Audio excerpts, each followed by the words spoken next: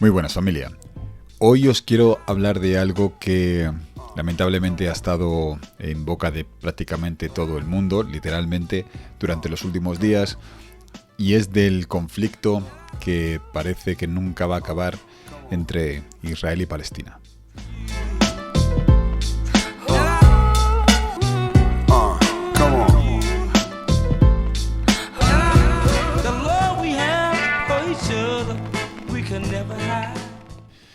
Antes de nada, me gustaría decir que me llama mucho la atención haber leído tantas opiniones escritas y haber escuchado tantas opiniones habladas de gente que es capaz de defender lo que hace el gobierno de Israel con la población palestina. Y lo justifica normalmente diciendo que al final los palestinos son terroristas. Ellos también lanzan cohetes. Ellos utilizan niños como escudos humanos. De modo que al final esos niños que mueren en los bombardeos son por culpa de ellos y no por culpa de los que lanzan los misiles, ¿no? Desde los aviones.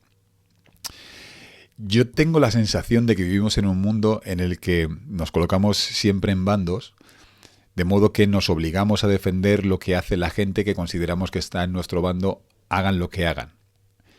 Yo, desde luego, no vivo en ese mundo. Yo, cuando veo que algo no me gusta, me siento con la libertad de poder decirlo. Mirad, yo he viajado bastante, he tenido esa suerte. Evidentemente hay mucha gente que habrá viajado mucho más que yo, pero se puede decir que he visitado más lugares que la media. Uno de los lugares en los que he estado, y sin duda, pues quizá el que más me ha marcado, es precisamente Palestina. Tuve la oportunidad de viajar para allá hace tiempo, ya hace 10 años. Y estuve un par de semanas, algo más, en Gaza, y visité varias ciudades para hablar con gente palestina que me contaban sus historias en primera mano. Yo lo que os voy a contar no me convierte evidentemente en un experto en el tema de Oriente Próximo, pero insisto, lo que os voy a contar son las cosas que yo he visto, no las que me han contado ni las que me han parecido, sino las que yo he visto. Como digo, he viajado bastante y nunca he encontrado ningún sitio en el que ocurra algo similar a lo que pasa en Palestina. Normalmente tendemos a pensar, o al menos eso pensaba yo antes de ir para allá, que Israel y Palestina son como dos naciones que están obligadas a convivir de algún modo, pero eso no es real. Palestina no es una nación tal y como nosotros la entendemos. Palestina es actualmente un conjunto de poblaciones que están separadas unas de otras por zonas de control militar israelí. En esas zonas, el gobierno de Israel ha construido carreteras que no pueden utilizar los palestinos. Está dividido el territorio en varias zonas de colores, de modo que si tú vives en la zona X, no puedes viajar hasta a la zona Y, donde vive tu madre, si no pides un permiso especial al gobierno de Israel. Es decir, tú estás en una ciudad palestina, quieres ir a otra ciudad palestina, e Israel, si no quiere, no te deja ir. Esto puede parecer que no es gran cosa, pero cuando tú intentas proyectar esa situación en tu vida cotidiana, te podrías dar cuenta de que sí que es gran cosa. Es decir, tú tienes que pedir a una potencia extranjera que te dé permiso para poder ir a visitar a tus parientes a una ciudad de tu propio país, en principio, ¿no? Pues ahí es donde empieza un poco lo que yo considero una humillación constante al pueblo palestino por parte de el ejército de Israel. Y que conste, y esto es muy importante, que cuando yo critico lo que hace Israel con los palestinos, no estoy criticando ni a los judíos, ni estoy criticando a todas las personas que viven en Israel, ni muchísimo menos. Estoy criticando lo que yo veo que hace el gobierno de Israel con el pueblo palestino. Sigo. Una vez estuve en Ramallah.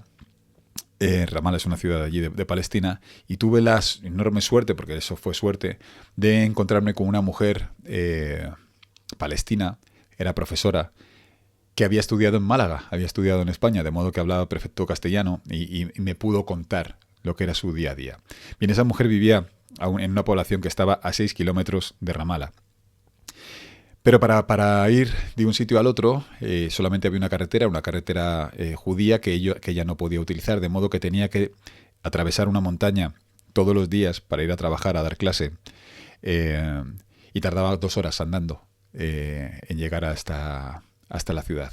Una vez en la ciudad le pedían los papeles antes de entrar y a veces le dejaban entrar y a veces no le dejaban entrar. Es decir, tú te levantas a las 6 de la mañana para ir bueno, empiezas a andar a las 6 de la mañana para llegar a las 8 de la mañana a la puerta y que un chaval de 18 años que está haciendo la mili decida graciosamente que hoy no entras y te des la vuelta y te tires otras 2 horas andando de vuelta. Yo he estado allí y he visto cómo, bueno, os cuento, estando en Belén, para salir de ahí tienes que utilizar los checkpoints, ¿no?, que llaman, que son lugares donde el ejército de Israel decide quién entra y quién sale. Bueno, pues, como os he dicho, las carreteras de los judíos, las carreteras de Israel no las pueden utilizar los palestinos. De modo que yo tuve la idea, junto con unos periodistas españoles, de meterme en un vehículo de palestinos para llegar desde Belén a Jerusalén. No sé decir exactamente a qué distancia está cuando vas por la carretera buena, pero es muy poco, no está lejos en absoluto. Por el otro lado sí está lejos. Bueno, pues estando yo en ese autobús, nos pararon 2 veces el ejército de Israel. Cuando nos paró el ejército de Israel hizo que bajáramos todos de la furgoneta y cuando estábamos fuera, yo lo he visto, no me lo han contado, ¿no? Estos chavales que están haciendo la mili, insisto, son chicos muy jóvenes con metralletas, se burlaban. Yo no entiendo lo que dicen, pero se burlaban abiertamente sobre todo de las mujeres palestinas. Les obligaban a quitarse el velo mientras se reían de ellas. No lo hacían, así lo veo yo, para garantizar su seguridad. Lo hacían más bien, insisto, así lo veo yo, como una forma de marcar quién manda aquí. Tened en cuenta que cuando tú te quieres casar en Palestina, tienes que pedir permiso a la autoridad de Israel para que te dejen casarte. Todo ese tipo de cosas convierten al pueblo palestino en un pueblo preso en sus propias ciudades, en sus propios pueblos y demás, ¿no? El orgullo de pueblo que todos los pueblos tienen se lo han de comer una vez y otra vez y otra, al punto de que existe una ley allí que dice que si tú sales de tu casa y no hay nadie en esa casa, puede entrar un ciudadano de Israel, un ciudadano judío, y quedarse con esa casa, según la ley. Y es una ley que ellos tienen que aceptar, pero no es una ley que ellos hayan firmado ni que ellos hayan votado.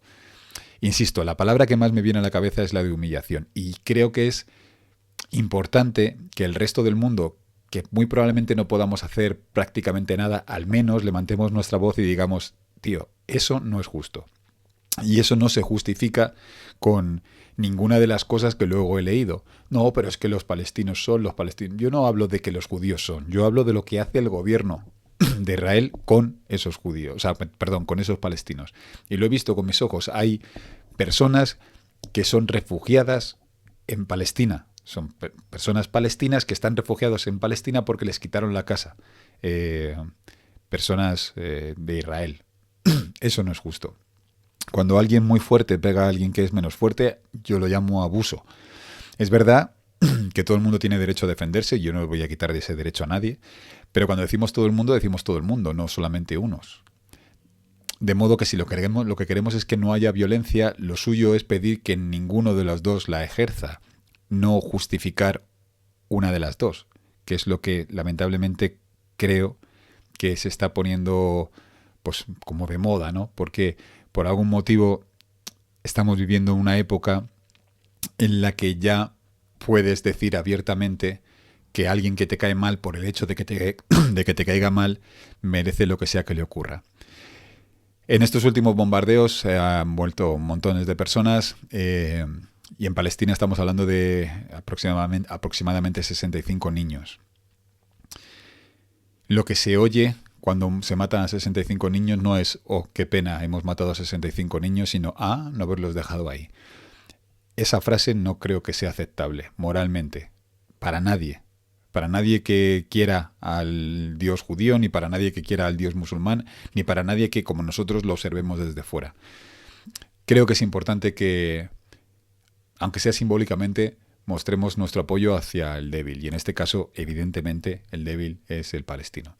De modo que, bueno, quería compartir con vosotros esto. Ya te digo que es muy complicado porque si no lo ves, quizá no puedas sentirlo de la misma manera. Pero si confiáis un poco en mí y confiáis en mi criterio, deciros que esa gente vive muy mal y no se lo merece. Muchas veces sentimos que la justicia tiene que ver con la venganza. En este caso no se están vengando de alguien que hizo algo malo. En este caso simplemente se está abusando de alguien que es más débil y que ha tenido la mala suerte de compartir territorio contigo.